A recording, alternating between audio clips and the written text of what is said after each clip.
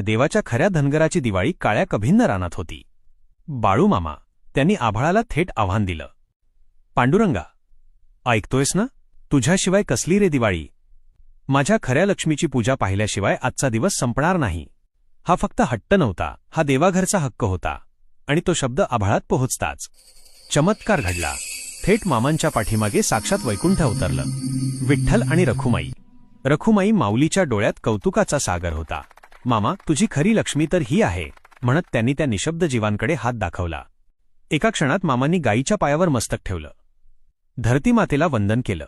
ते भक्तीचं रौद्ररूप पाहून सावळ्या विठ्ठलाचा स्वर मेघगर्जनेसारखा आसमंतात घुमला. आजपासून माझा हा शब्द ब्रह्मांडावर कोरला जाईल.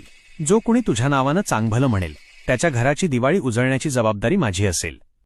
ही कथा बाळूमामांच्या एका भक्ताने त्यांच्या चरणी अर्पण केलेलं एक श्रद्धेचं फूल आहे.